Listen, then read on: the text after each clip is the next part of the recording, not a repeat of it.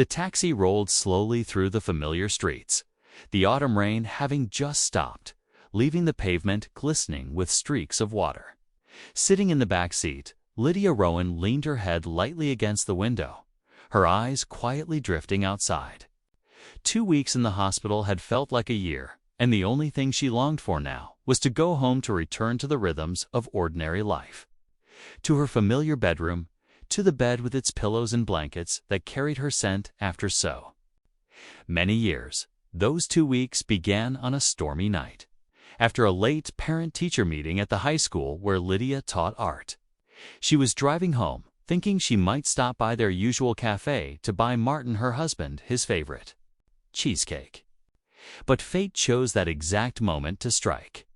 An SUV barreled through the intersection, headlights flashing wildly through the rain. And Lydia barely registered the screeching crash of metal before everything went dark. When she opened her eyes, again, she was in the emergency room. Her body ached all over. An IV line pierced her arm. Her breathing labored from the injury in her chest. The doctors explained she had suffered a head concussion, fractured ribs, and severe bruising. She would need to stay at least 2 weeks for observation. 2 weeks, the longest Lydia had ever been away from home since her marriage. In the first days, Martin hardly left her side. He held her hand, his blue eyes full of worry, his voice rough from sleepless nights. "I thought I'd lost you, Lyd," he whispered. "If the worst had happened, I don't know how I could go on." His words made Lydia's heart tremble, aching and yet warmed at the same time. 6 years of marriage had seen its share of small quarrel-sturdy dishes in the sink, forgotten phone bills, but looking into Martin's eyes then, she believed his love was still intact. The days that followed, Martin brought her art magazines. White roses, sometimes cookies baked by Mrs. Grant, the elderly neighbor Lydia adored. He told her stories from his law office, little cases he was handling, always finding ways to make her laugh. Sometimes his gaze drifted, distant. But Lydia assumed it was only fatigue. Besides Martin, the only person who visited often was her younger brother, Aaron. He lived an hour away, working as an IT engineer, and always brought his tablet to show her sunset photos or silly cat videos that never failed to make her smile. "Don't get gloomy, okay?" he teased. "It's just 2 weeks, and you'll be back in class, splashing watercolors all over again." His presence anchored Lydia, a steady point in a world that suddenly felt fragile. But the nights in the hospital were different. When darkness fell and the monitor beeped steadily, Lydia would stare at the ceiling, thinking of her empty house. She missed the easel in the corner of the living room, the lavender pot on the balcony, even the old wood smell of the staircase. Sometimes she closed her eyes and imagined Martin at home alone, fumbling with dinner, turning on the TV just to fill the silence. The thought comforted her that he might be missing her as much as she missed him. On the 14th day, Dr. Patel entered her room with a relieved smile. "Good news, Mrs. Rowan. All the scans look clear. You can go home today, but you'll need complete rest, no heavy lifting, and remember your checkups." At the words "go home," Lydia's eyes almost welled with tears. She had counted the hours for this moment. The taxi turned onto a tree-lined street where their 2-story house, with its blue-tiled roof, stood neatly among the row. Lydia and Martin had bought it 3 years ago with their savings and a first loan. Every brick, every flower bed carried memories. Martin's hands dirty with soil when he planted roses for her, their laughter echoing as they painted the living room walls together. The car stopped. Lydia opened the door carefully, carrying a small bag with clothes and the sketchbook she had used in the hospital. She climbed the steps, her legs still shaky from the injuries. The evening sun poured golden light across the porch roof. The key trembled in her hand, echoing the quickening of her heart. For 2 weeks, she had dreamed of this opening the door, breathing in the familiar scent, sinking into their worn sofa, feeling Martin's arms around her. Such simple things now seemed like miracles. The wooden door creaked open slowly. A faint whiff of vanilla drifted through the air, strange, because they had never kept that kind of candle at home. Lydia frowned in mild surprise, then told herself Martin must have made a small change to welcome her back. The house was quiet, yet carried a different energy. As if in her absence, it had learned to breathe to another rhythm. She set her bag down and drew a deep breath.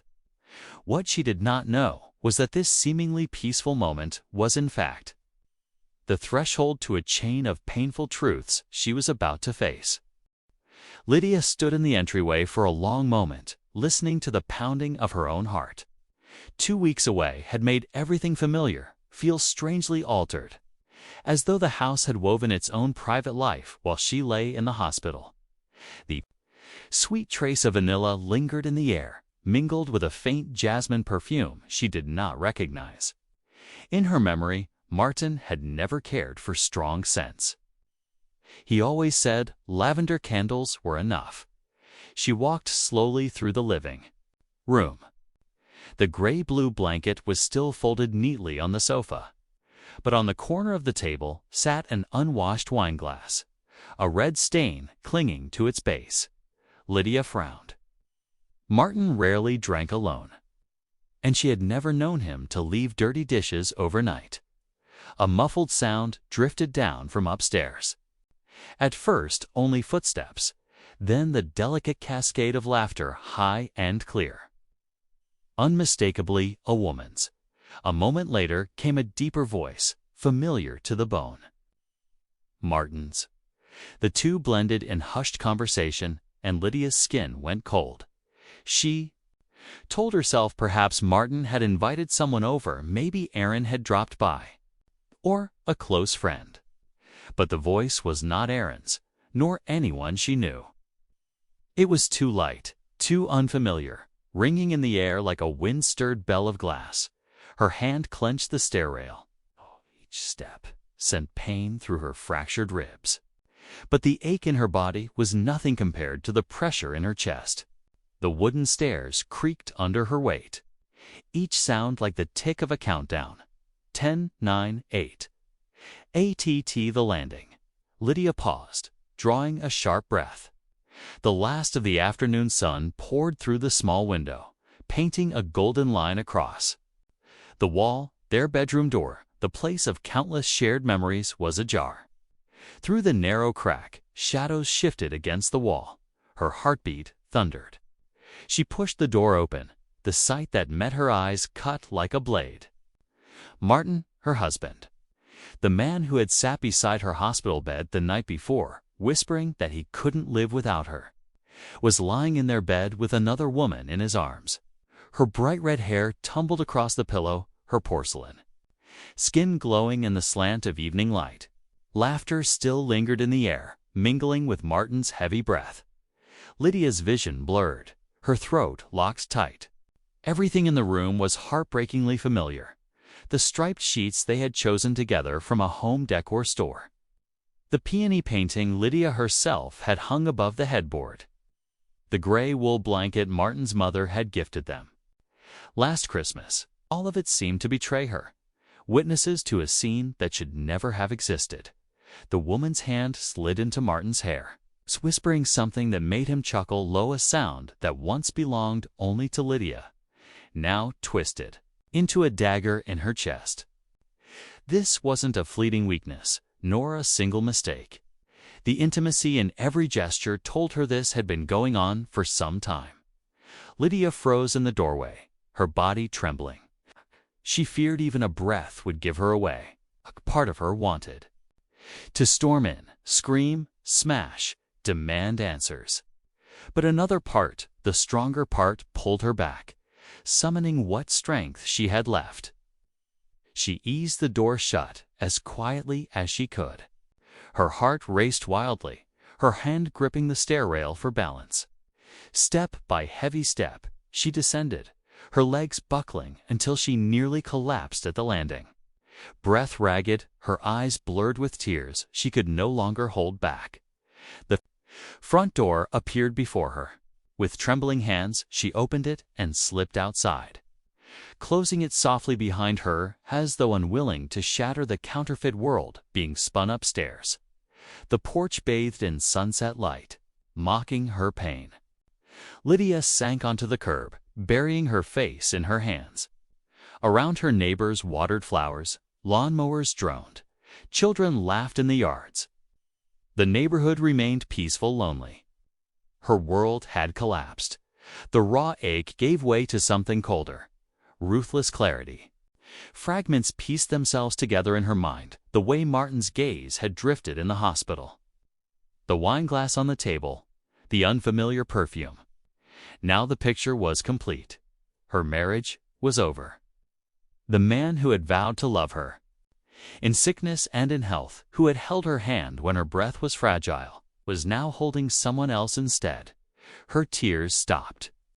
Inside her chest, something had broken, but something else had awakened a sharp, unyielding will. She told herself, if Martin had betrayed her, she would not just walk away in silence. She would uncover everything, and then he would pay the price. That evening, Lydia returned to the house like an actress stepping onto a stage. Her heart still throbbed from what she had seen, yet on her face she forced a smile. When Martin came down the stairs, for a brief second his expression flickered with alarm, but it was instantly replaced by tender concern. "Lyd, you're home? I thought they'd keep you until tomorrow. The doctor let me out early." Surprised, Lydia replied, her voice so light it startled even herself. Martin embraced her tightly, the unfamiliar perfume still lingering on his shirt. Lydia bit her lip to stifle the wave of nausea rising inside her. She returned the embrace, not out of trust, but to conceal the storm building within. They ate dinner together, pasta Martin had ordered from a nearby restaurant. He talked at length about work, about a difficult client, about his plans to take her on a vacation once she recovered. His words flowed smoothly, his eyes warm and convincing. If Lydia had not witnessed the truth with her own eyes, she might have believed him without question. But now, every word was nothing more than paint covering rot in the days that followed. Lydia deliberately kept her demeanor calm. She rested as the doctor instructed, read books, brewed tea, even spoke with Martin about the future. He seemed pleased by her quick recovery, blissfully unaware that every smile she gave him was nothing but a mask. At night, while Martin slept, Lydia lay awake in the darkness, staring at the ceiling. Questions chased each other relentlessly. Who was that woman? How long had they been together? And worst of all, did Martin still love her at all, or had his devotion been nothing more than a well-rehearsed act? By daylight, new signs only deepened her suspicion. Martin often came home late, citing a demanding client or unexpected court work. He kept his phone face down on the table, and whenever a message arrived, his hand would tremble. Slightly before, he tucked it quickly away. Once, Lydia would have overlooked such details. Now, each one pierced her like a needle, puncturing the flimsy curtain of lies Martin tried to maintain.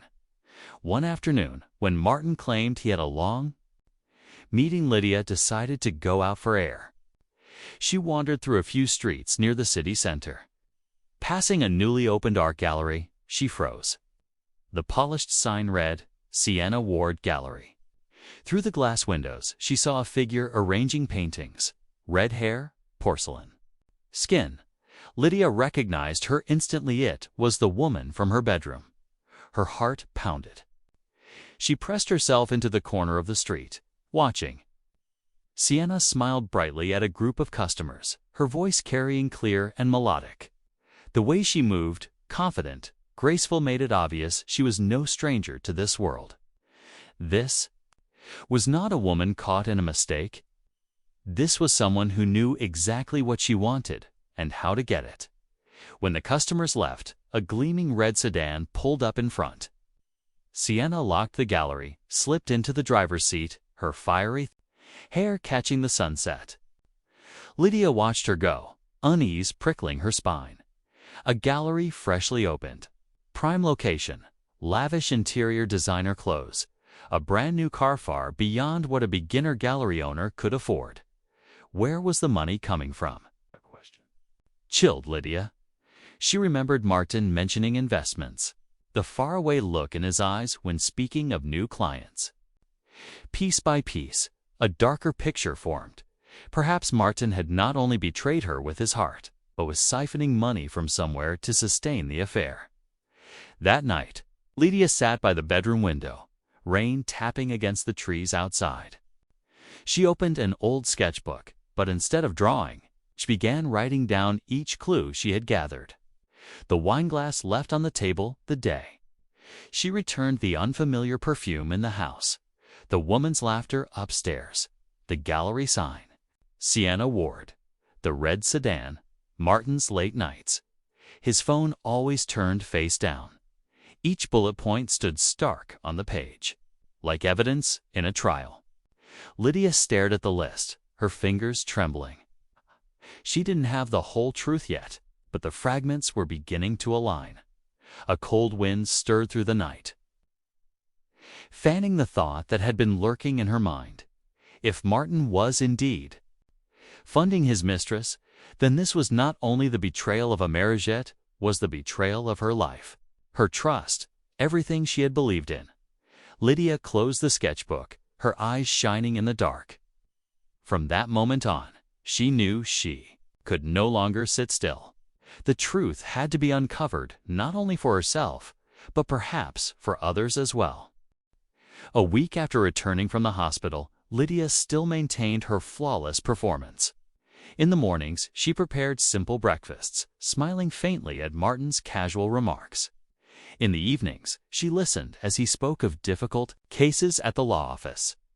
Every nod, every smile was measured, carefully controlled, so that Martin remained unaware she was quietly building a case against him.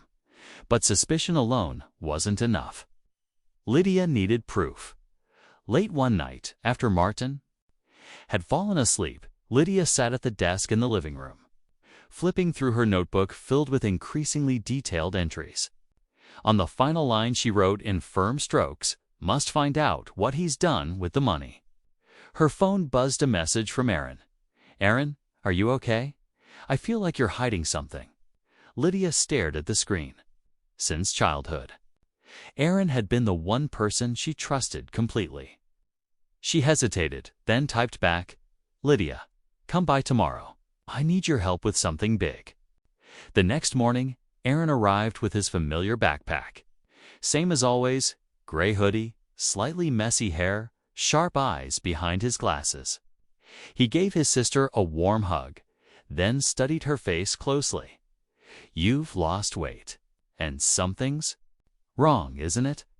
Lydia didn't answer right away. She made coffee for them both, drew the curtains tight, the steam mixing with the lingering vanilla scent in the house now only making her uneasy. "You have to promise me." "Aaron, what?" "I'm about to tell you could change everything." Aaron's face hardened. "You know I'd never betray you." So Lydia told him. Every detail from the moment she opened the bedroom door to the sight of the red-haired woman in Martin's arms, following her and discovering the gallery under the name Sienna Ward. Aaron sat frozen, his hand tightening around the coffee cup. "God, Martin," he shook his head, anger flashing in his eyes. "What do you plan to do? I need evidence. I don't believe this is just an affair. That gallery, it's far too lavish. Martin must be funneling money from somewhere." Aaron exhaled, removing his glasses to clean them before putting them back on. "You mean hack into his computer?" "You don't need to call him my husband anymore." Lydia's eyes locked onto his. "I need the truth. Can you help me?" Aaron was silent for a few seconds, then nodded. "All right, a twee will have. To be careful, if he finds out he won't, I'll distract him." That afternoon, when Martin claimed he had a late meeting with a client, Lydia quietly brought Aaron to the house. Martin's study door stood ajar. It had always been a place Lydia avoided his private domain, filled with dry, legal documents. Now, it felt like Pandora's box. Aaron sat at Martin's laptop, plugging in a USB drive with specialized software. The screen lit up with a password prompt. Strong, but not impossible, Aaron muttered, fingers flying across the keys. Lydia stood nearby, hands cold, listening to the rhythmic tapping, her heartbeat echoing with every line of code. In less than 10 minutes, the desktop unlocked, revealing everything. Aaron clicked through the folders. Besides work emails, there's a ton of financial files. Here, bank transfers. Lydia leaned in. Rows of numbers glared back. Dozens of small withdrawals, each only a few $1,000s, but together adding up to hundreds of thousands. The money was funneled from client accounts, moved through an intermediary company, and deposited into an account under the name Ward Art Studio, LLC. Ward, Lydia whispered. Sienna Ward. The floor seemed to vanish beneath her. This wasn't just betrayal of the heart Martin had embezzled from his clients. People who trusted him to fund his mistress's gallery. Aaron scrolled further, his voice tightening. Total at least $550,000 in 8 months. If this comes out, it's not just unethically, it's criminal. Lydia clutched her chest, pain flaring not from broken ribs, but from the blow of realization. The image of Martin in the hospital, lies, worried. Hand clutching hers, now revealed itself as nothing more than a performance, while behind her, back he stole lives and trust. There's more, Aaron said, opening another folder. Draft emails. Lydia read quickly. V, we can't keep dragging this out. Josephine is starting to suspect. We have to be ready. I've already moved most of the assets offshore. Next month, when everything is set, we can disappear. Her name was not Josephine. Clearly, Martin had used a code name to avoid suspicion. But the content was undeniable. He was preparing to vanish with Sienna, taking their shared life and stolen money with him. Lydia's hands shook, but her eyes grew cold with resolve. He's planning to leave me. To leave everything. Aaron laid a hand gently on her shoulder. What do you want to do now? Lydia drew in a sharp breath, tears welling but refusing to fall. This isn't just about me. It's about the people who trusted him. The elderly clients, the families who gave him their retirement savings. I can't let him keep doing this. She snapped the laptop shut, her gaze burning with a steady flame. Martin chose betrayal. Then I'll be the one to bring him into the light. Outside, rain pattered against the windows, as though the sky itself bore witness to her resolve. After the night she uncovered evidence on Martin's computer, Lydia was no longer the fragile woman crying on the curb. Pain had hardened into something colder resolve. She knew she couldn't simply confront Martin, a man who could embezzle. $500,000 wouldn't be undone by a few questions. She needed more. And the key was Sienna Ward. The next day, Lydia borrowed Aaron's car to avoid being recognized. She drove to the busy downtown street where Sienna's gallery stood among chic boutiques. October sunlight spilled gently across the stone-paved sidewalks, making everything gleam so at odds with the heaviness inside Lydia's chest. She parked across the street, sitting silently behind the wheel. Through the glass front, Sienna appeared like a figure lifted straight from an oil painting. Her red hair tied neatly back, a jade-green silk dress hugging her frame. She moved gracefully between the canvases, smiling brightly at guests, commanding the space as though it belonged to her alone. Lydia watched for hours. Most of the visitors were well-dressed, middle-aged women, greeted with warmth and poise. Sienna carried herself like a seasoned performer, skilled at making each person feel important. And then, when the last customer left, Lydia saw what she had been waiting for. A sleek black Mercedes pulled up outside. From it stepped a tall man with neatly combed salt and pepper hair, his tailored suit cut to perfection. He was not Martin. Lydia's pulse spiked. The man strode into the gallery without knocking. Sienna looked up, and her entire face lit up. That smile far more radiant than anything Lydia had seen her give Martin. She crossed the room and embraced him tightly, as though the rest of the world had vanished. From across the street, Lydia tracked every movement. They spoke closely, heads bent together, sharing quiet laughter. He brushed a hand through Sienna's hair before presenting her with a small box. Light flared off the object inside a diamond necklace. "My God," Lydia whispered, a sick clarity rising in her chest. Sienna wasn't just a mistress. She was a con artist, juggling roles like an actress, switching masks. By late afternoon, Sienna left the gallery with the man. They drove the Mercedes to a riverside fine dining restaurant.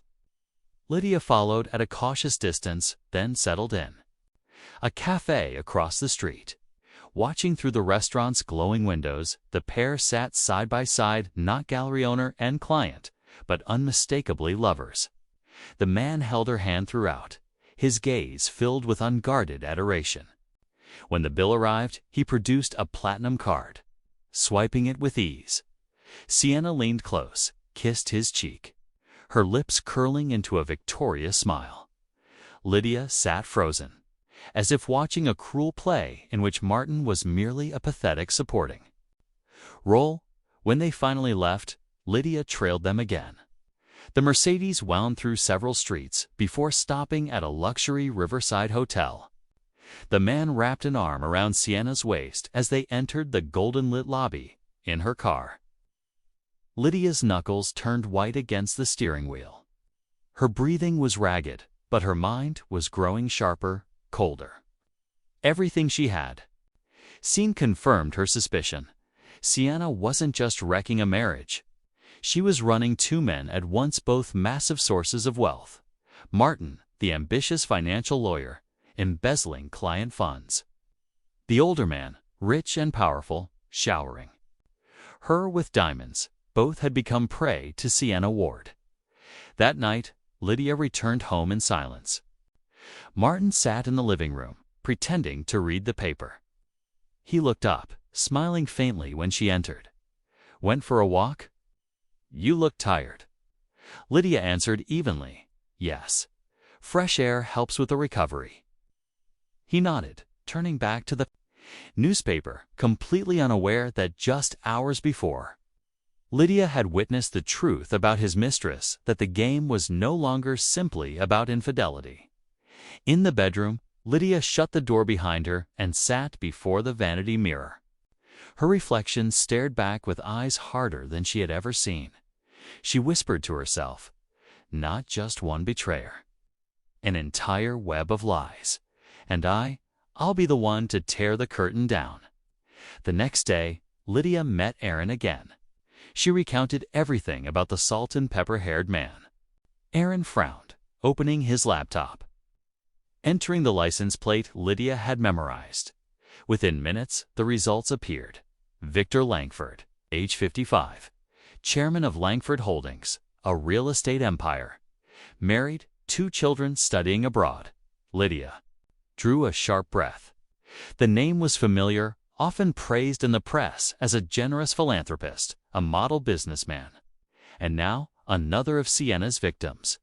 "What will you do?" Aaron asked. Lydia clenched her fists. "If I want to turn the tables, I have to make the victims into allies. Martin will never cooperate. But Victor Langford, he might listen. Once he learns he's being betrayed, too." In Lydia's eyes, a cold spark flared. The plan was beginning to take shape. And this time, she would no longer be the passive one. On a gloomy afternoon, the sky heavy with gray clouds, Lydia sat in a small corner cafe, her hands circling a steaming cup of mint tea. Her heart beat quickly, not from fear for herself, but from the knowledge that she was about to step into something dangerous. On the table lay her phone. Displaying the number, Aaron had dug up Victor Langford's private mobile. Lydia drew a deep breath and pressed call. The line rang several times before a low, curt male voice answered. Langford speaking. Who is this? Mr. Langford? My name is Lydia Rowan. I believe you and I have something in common.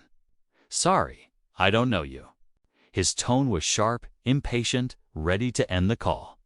That something in common, Lydia said slowly, is a woman named Sienna Ward. Silence stretched on the other end.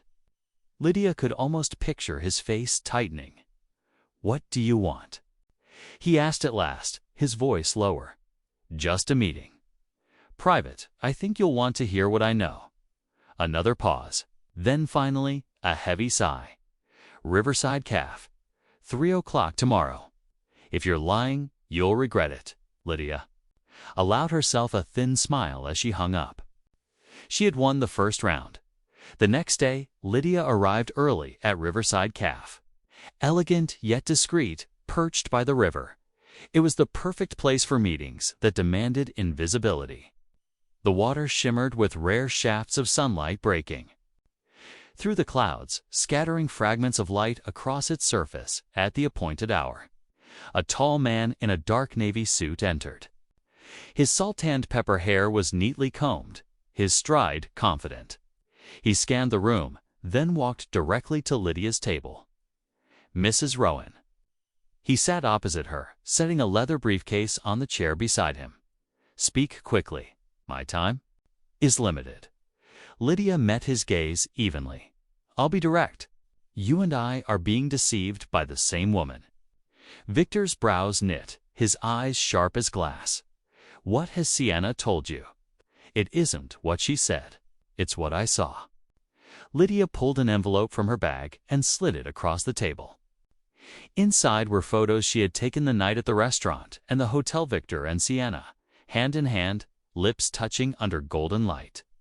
And here, she added, photos of Sienna with my husband, Martin Rowan. Victor opened the envelope. His face darkened as he examined each picture, fingers creasing the edges of the paper. When he finally looked up, his voice was hard. You're joking? Wish it were a joke, Lydia replied bitterly. But while you were giving her diamonds, Martin was siphoning over $500,000 from his clients to pour into that gallery. And Sienna, she drew a sharp breath, is playing both of you. Victor said nothing. Rage and humiliation warred across his face. At last, he leaned back, exhaling hard. Do you have proof of this embezzlement? I do. Lydia nodded. Emails, accounts, transfer records. My husband left them all on his computer. And you have what I need, the power to force Sienna into the open. Victor crossed his arms, studying her closely. Why should I trust you? For all I know, this could be some scheme of yours against your husband. Because, Lydia said quietly, sliding another sheet across the table, you recognize your own signature, don't you? It was a transfer slip Aaron had retrieved. $75,000 from Langford Holdings into Ward Art Studio, LLC. Victor's authorization signature sat plainly at the bottom. His face blanched. Damn it. Lydia tilted her head slightly. You see, we're both victims. But instead of letting her keep exploiting us, we can work together. Expose Sienna and strip her of everything. Victor was silent for a long time, then finally nodded once. What do you want from me? Information. Her habits, her secret meetings. And Lydia's eyes hardened, steel flashing in them. Absolute cooperation when the time comes. Victor's mouth curved in a bitter half-smile. Mrs. Rowan. I don't know what kind of woman you are, but it's clear you're not as fragile as you appear. Pain teaches you to change, Lydia murmured. Their meeting stretched nearly an hour. When Victor finally rose, he extended his hand. Lydia took it, the shake, firm not of friends, but of allies bound in a shared war. When he left, Lydia lingered, staring out at the rushing river. The wind carried autumn's chill against her skin, But inside her burned a steady flame. From this moment, the game had shifted. She was no longer alone. Sienna thought herself clever, manipulating Martin and Victor both. A tale she had forgotten. One truth: when the betrayed join forces, they can become the storm that sweeps everything away. Lydia gathered her papers back into her bag and stepped out onto the bustling sidewalk. Around her, life went on as always. But for her, the world had changed because she had chosen not to remain still, but to rewrite the rules. She lifted her face to the gray sky and whispered, "The game is only beginning, Sienna." The phone buzzed as Lydia sat alone in the living room. A message from Aaron lit up the screen. He just left the office. He's heading to the gallery. Almost every afternoon, it's the same. Lydia read each word slowly, her fingers trembling. Since Aaron had hacked into Martin's location history, she knew her husband's routine visits to Ward Art Studio. But today, with proof so stark before her, she felt she could no longer sit still. Grabbing her keys, she headed for the car. The evening sky bled crimson, autumn leaves rattling along the roadside. The wind sliced through her coat, but inside, her chest burned a fierce determination. When she arrived, the familiar Mercedes was already parked outside the gallery. The glass doors swung open and out stepped Martin with Sienna Ward at his side. She clung to his arm, her scarlet dress hugging every curve, drawing stares from passersby. Martin laughed a smile Lydia had once believed belonged to her alone. Without thinking, she crossed the street. The sharp click of her heels made Martin turn. His face blanched. "Lydia?" he stammered. Sienna lifted her chin, her gaze steady, lips curling into a cold smile. "Oh, so this is your wife?"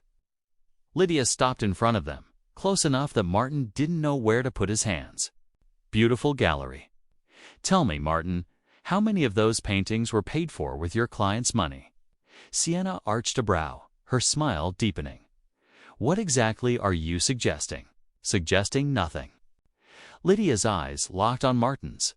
"I just want to know how you plan to explain yourself when I was coming home from 2 weeks in the hospital and you were here with her." Martin swallowed hard, pulling his hand free of Sienna's. "Lydia?" "I don't," Lydia cut him off. "You've already chosen. And now, so have I." A few pedestrians slowed, watching the scene unfold. Martin dropped his gaze, while Sienna smirked like the victor. Lydia turned, walking away, leaving them frozen under the dying sun. That night, the house felt colder than ever. When Lydia opened the door, Martin was waiting on the sofa. He sprang to his feet. "Lydia, let me explain. It's not what you think." She set down her bag, poured herself a glass of water, then turned, her voice calm but her eyes like steel. "I know everything about Sienna Ward, about the gallery, about the money you embezzled." Martin froze, his face draining of color. After a long moment, he sank back into the chair with a heavy sigh. I never thought you'd find out. You thought I'd keep believing the sweet mask you wear. I saw it with my own eyes. And I have the proof on your computer." Martin raked his hands through his hair, his voice breaking. "Yes, I'm with Sienna.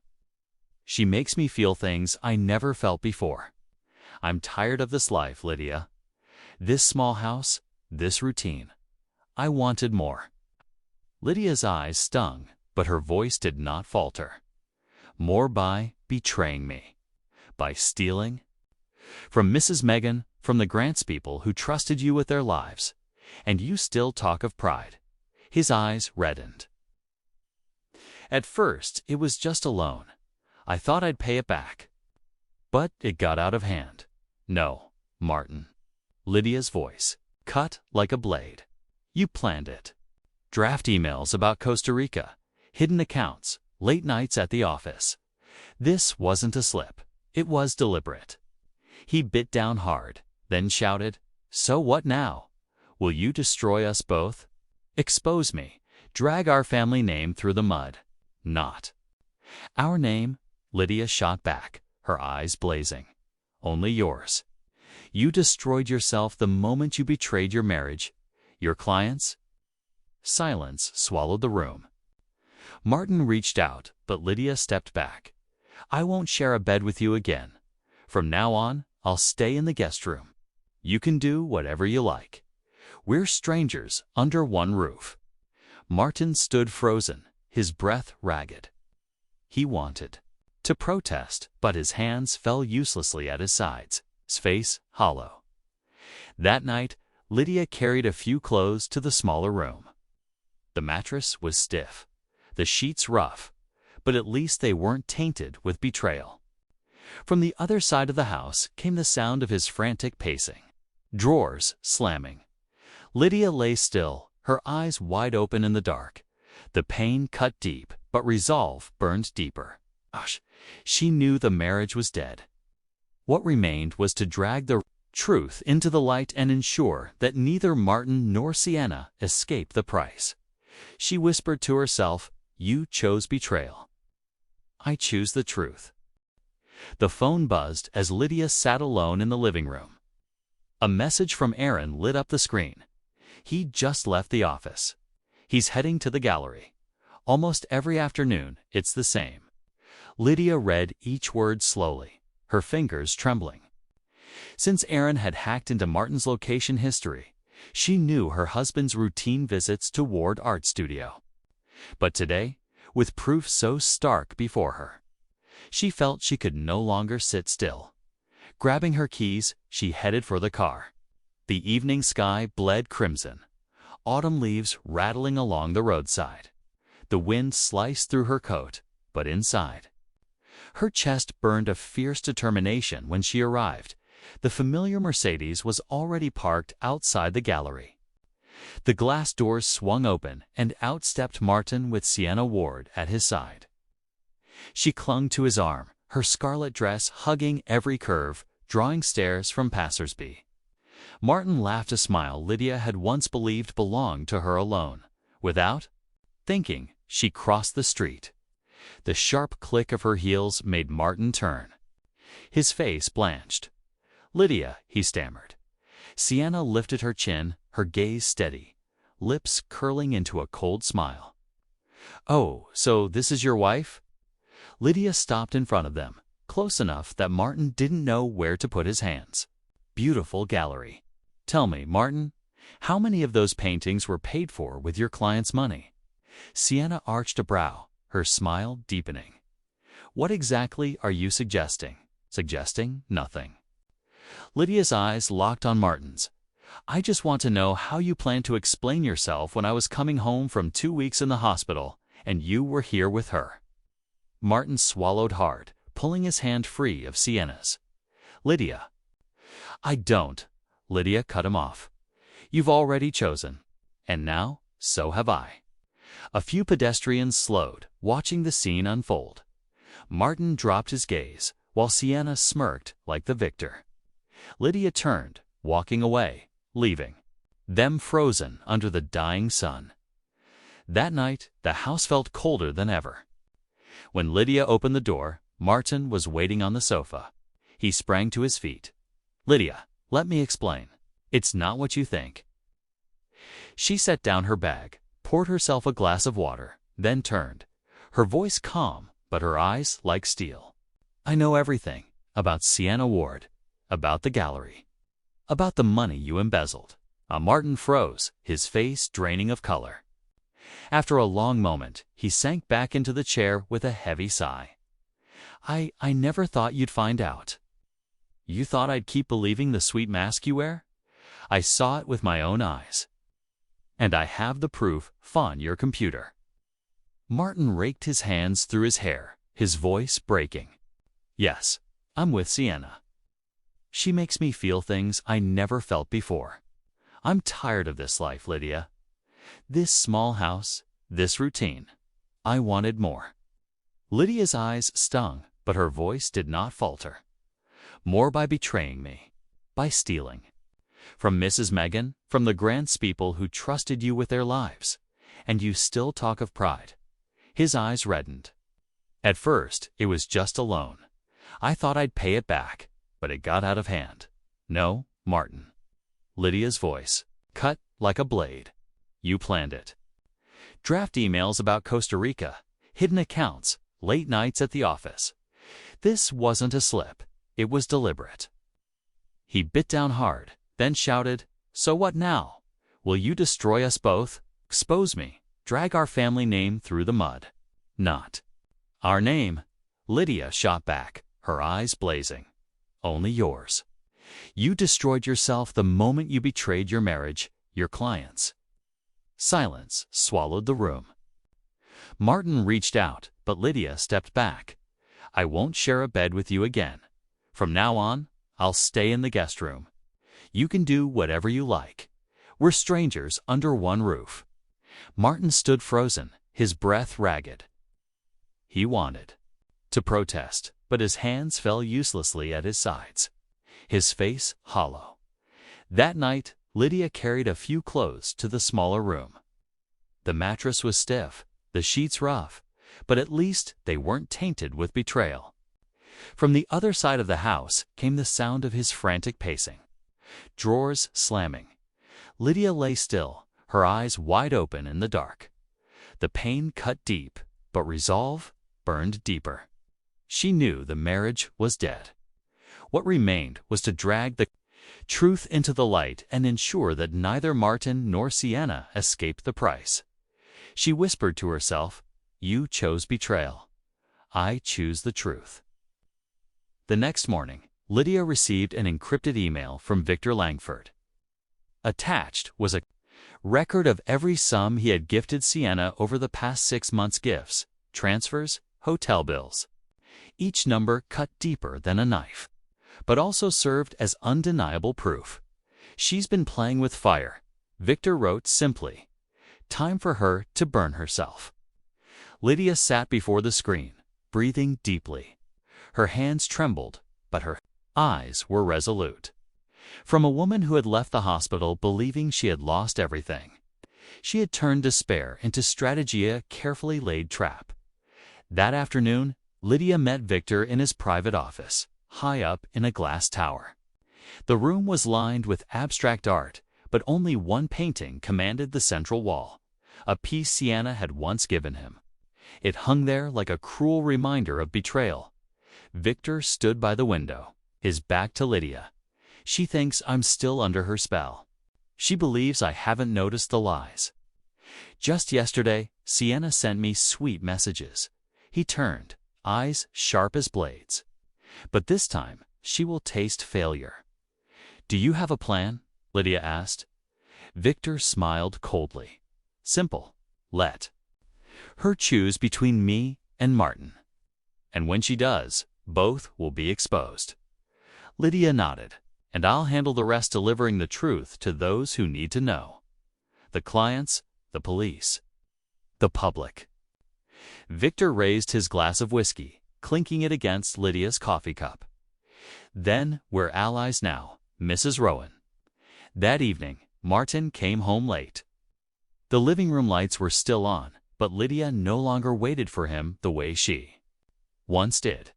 She sat on the couch, laptop open, spreadsheets glowing on the screen, records Aaron had just decrypted. Martin paused in the doorway, his face haggard. "You're still up? So are you." Lydia replied without looking up. He moved slowly into the room, sinking into the chair across from her. "Lydia, I know you've spoken to someone. I can feel it. What are you planning to do with me?" She closed the laptop, her dark eyes unwavering. "Not with you, Martin, with what you and Sienna have done. I can't let it all vanish, as if it never happened."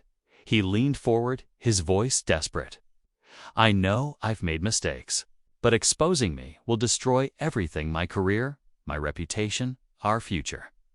"Are you certain you want to do that to the man who was once your husband?" "The man who was my husband," Lydia repeated, each word cutting like glass. "You erased that role the moment you brought her into our bed. From that moment, our so-called marriage existed only on paper." Martin's shoulders slumped. His head hanging low. The confident man she once knew was gone. He looked like a cornered animal, moments away from collapse. 2 days later, Victor messaged Lydia. "The bait is set. She's taken it," he explained. He had pretended regret, promising further investment in the gallery if Sienna pledged herself fully to him. She had agreed instantly, arranging a private meeting for the weekend. Lydia's heart hammered as she read. This was the moment she had been waiting for, the moment Sienna would reveal her true face, in front of those who once believed her. When Lydia told Aaron, his brow furrowed with worry. "Are you sure this is safe? A woman like Sienna cornered, she could be dangerous." "I know." Lydia placed a hand on her brother's shoulder, her voice steady. "But this isn't just about me anymore. I have to see it through. If I don't, more people will fall into her trap." On the eve of that meeting, Martin returned home, panic etched across his face. He knew control was slipping away. "Lydia, please, don't make me pay in the harshest way. I can confess, but let me do it in my own time." Lydia rose, keeping her distance. "There is no more time, Martine. The clock has already struck. Tomorrow, everything comes out." He reached out, but she stepped back. "I'm no longer the woman standing beside you. I'm the one standing beside the truth." Martin collapsed into the chair, burying his face in his hands. For the first time, Lydia saw pure despair in him.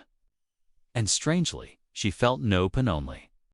The cold resolve of someone who had once loved too much, and now was bound to do what was right. Through the window, the streetlights flickered against the night sky. Lydia picked up her phone and read Victor's final message again. "Tomorrow, it begins. Be ready." She closed her eyes, drawing in a long breath. The trap had closed. And soon, Sienna Wardlong with Martin Rowanwood learned that betrayers can never escape the light of truth. On that late weekend afternoon, Lydia stood on the corner opposite Ward Art Studio. The wide glass window reflected the blazing sun, but she knew the air inside was hotter still.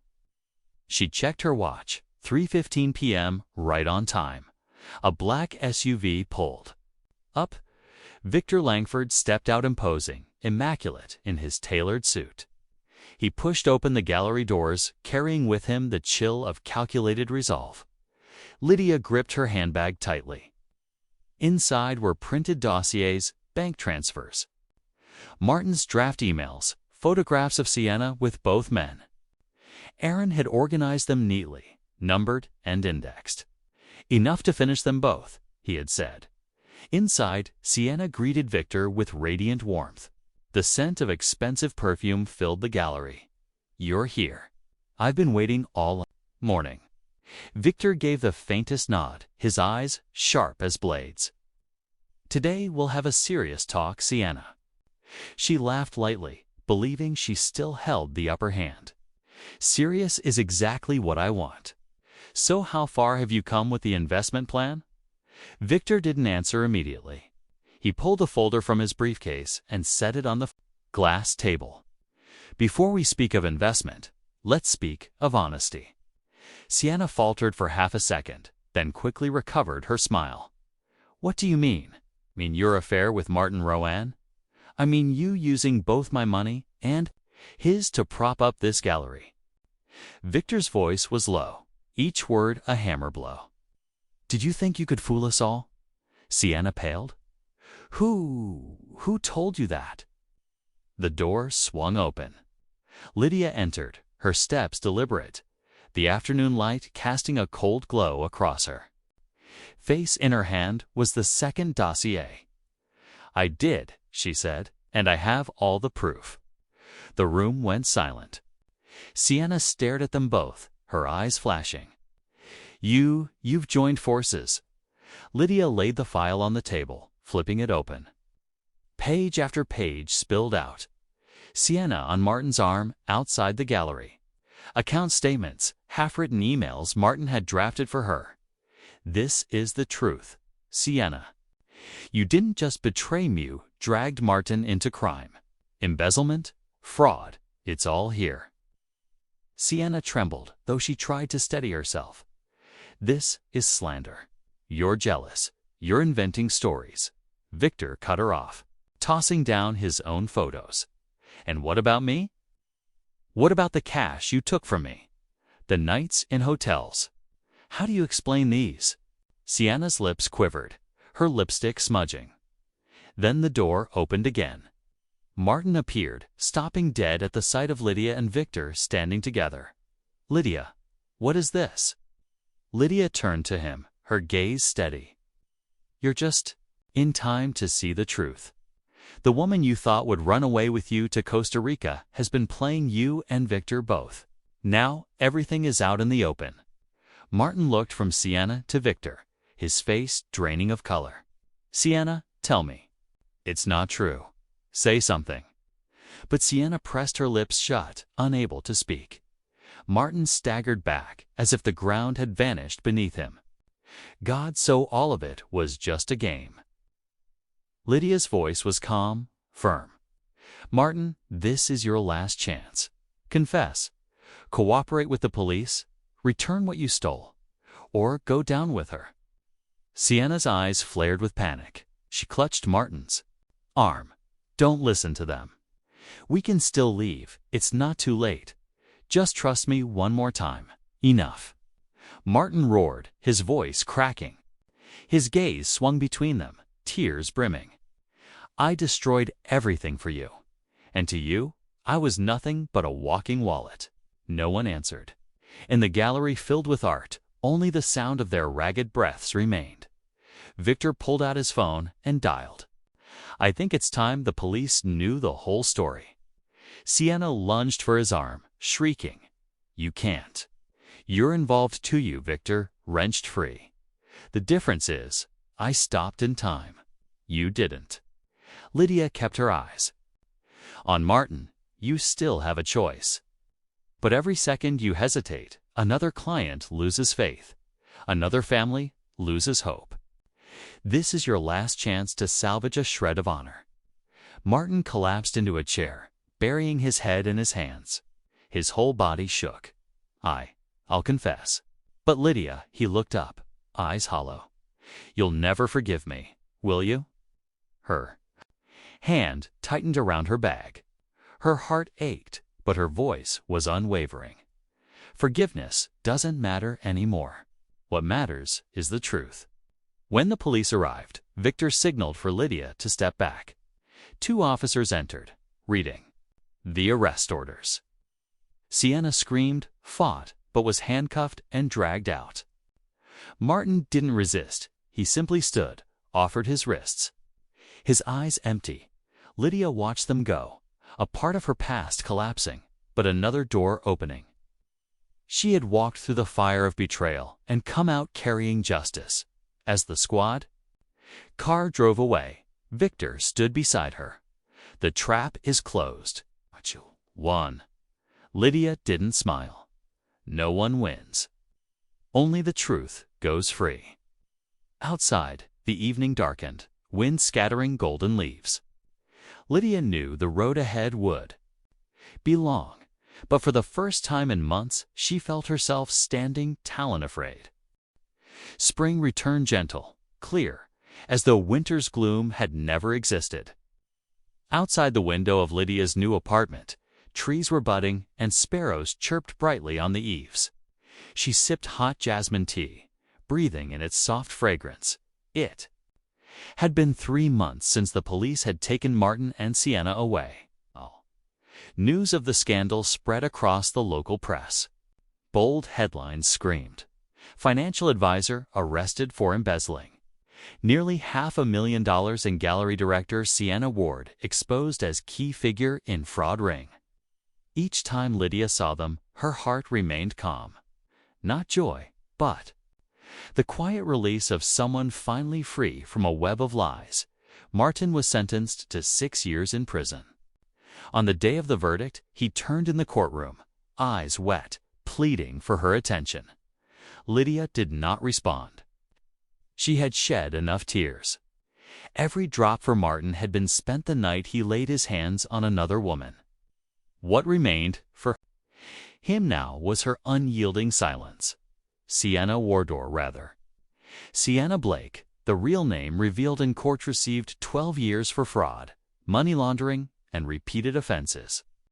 Her photo in an orange prison uniform, stripped of glamour, spread across tabloids.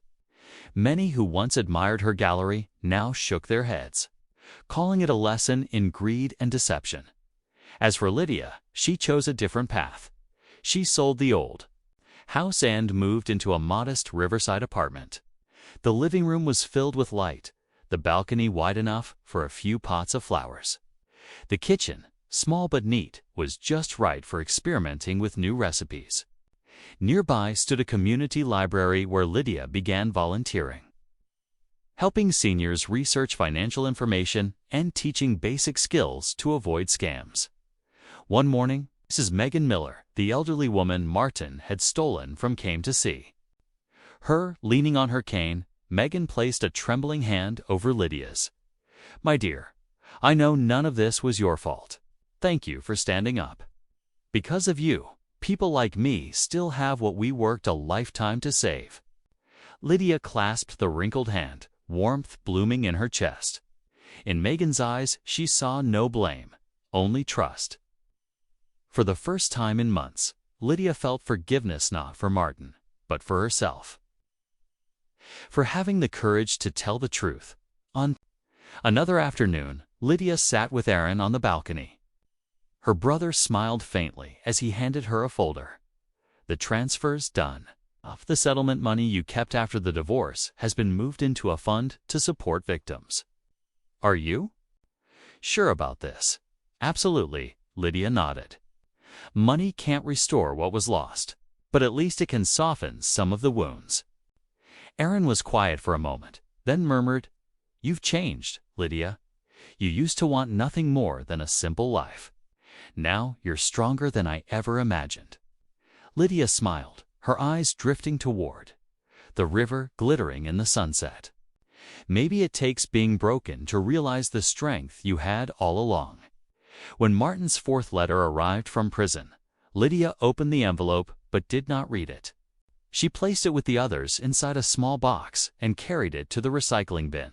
Apologies written too late could not change anything. What Lydia needed was not to hold on, but to move forward. Instead of clinging to the past, she began keeping a journal. Each day, she wrote down the small things that made her smile: the scent of fresh coffee, moonlight spilling through curtains, the smile of an old man at the library. Each line was a brick, rebuilding a life of her own. Once, Victor Langford invited her to a riverside cafe. He lifted his cappuccino, voice even. "You did what most wouldn't dare, dragged betrayers into the light. I owe you thanks." "There's no need," Lydia replied. "I didn't do it for you or anyone else. I did it for myself, because I couldn't live with lies another day." Victor studied her, then nodded. "I hope from now on, you live only for your own happiness." By summer, Lydia enrolled in a short course on community financial management. Not for income, she already had stability, but to equip herself to help more people. Victims like Megan, like the Grants, had given her purpose. One weekend, Lydia sat by the riverbank, the breeze tossing her hair. She closed her eyes, listening to the water lapping at the shore. In her heart, there were no longer shadows of Martin or Sienna. There was only herself, the woman who had once fallen, and now stood tall on her own. She whispered, a promise to herself. "The past is closed. From today, I'll live fully in the present and for the future." Above her, flocks of birds flew. Northward, Lydia smiled, feeling the warmth of a new life unfolding before her. In real life, perhaps you too have faced loss, betrayal, or the pain of letting go of something you once thought would last forever. But, like Lydia, we can learn that happiness doesn't come from clinging to what has already decayed, comes from the courage to release it and rebuild a life with our own hands. Thank you for listening with Snail's Story. If today's story made you reflect, please leave a comment and share your own experience. And don't forget to like and subscribe so that each week we can bring you another slow, healing story filled with quiet strength.